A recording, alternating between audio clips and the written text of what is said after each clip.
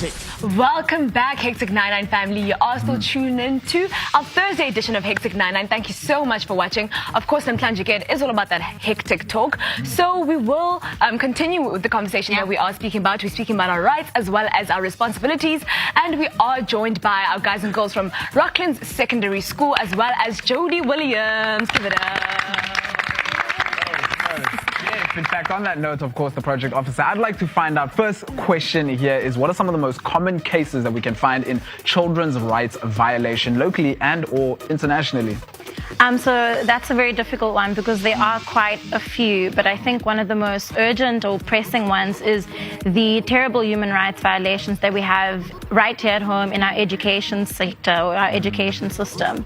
It's no secret that our education system is still riddled with many and deep inequalities, and that there are still thousands in South Africa who do not have access to quality and good education. We are often told that, you know, education is the key to unlocking your dreams and unlocking your future, but what does that mean for so many who do not have that very key? So that is, I think, one of the most pressing and urgent issues that we have here in South Africa and perhaps across the continent as well. Wow. Now, we've got things like, you know, our water crisis, and it's real in South Africa. We are running out of water. So what are our rights and responsibilities when it comes to that? Well, I mean, each and every person, each and every human being has the right to clean and quality water, right? It's how we survive and how we nourish our bodies. So that is an intrinsic right off the bat. And I think this water crisis is just reminding of how precious this resource is and how we really need to firstly hold our leaders accountable for providing us with this basic human right, and then secondly also take up the responsibility of using water sparingly, using our natural resources sparingly, so that for future generations they have these things and that we don't exhaust all our resources before the future generation gets here. Yes. Wow. I think accountability is really important, especially because we always speak about a right and responsibility, but in fact accountability to the people that are in leadership positions, of course. But guys and girls, I want to know from you guys, right? So we asked online what right you would add to the Bill of Rights, right? If you had the opportunity to do so. Now, what would? Ooh, wow. Wow, wow, wow, wow, wow. It's going. What would you actually add into that Bill of Rights? Do it. So anyone else who could, yes. I think we have the right to equality, and we have the right to fairness, to dignity and independence. But if there's one right that you would add to the Bill of Rights, you'd be like, you know what?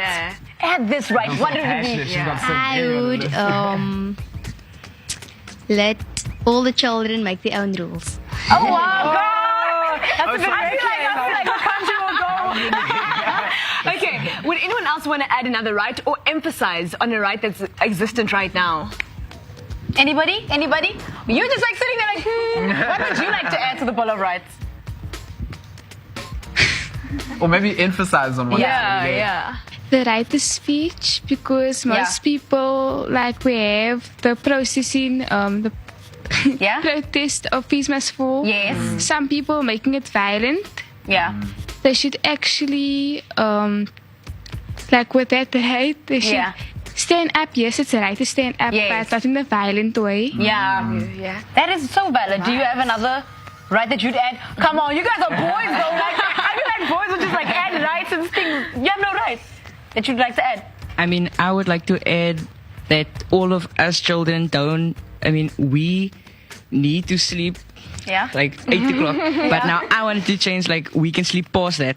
Like, so 2 o'clock in the morning. If you want to sleep past that, then you better be doing something very important that will make a difference in the community. Like a project. But maybe to throw a ball out there in the dark, I'd just like to find out maybe from you, with our rights, of course, that we are involved in, do you think that maybe, the protesting, do you think that maybe there's a different approach to protesting, that we do have the right to expression, but sometimes we are met with violence, or sometimes they do get violent? Is there maybe a better way of going about it? That is a tricky one, because it also often depends on the context or the circumstances that people are, you know, trying to voice their opinions out. But if there is any tip that I would give, it would be for you to be informed, to be knowledgeable about what it is that you're talking about, be knowledgeable about your rights, your responsibilities, as well as your limitations, right? And I would also say just be informed about the different ways to get a message out there. You could have a very powerful demonstration through things like art, through things like music, through things like writing. So I think it all starts with just being informed and being very educated and knowledgeable about the topic, about the circumstances, and you're good to go.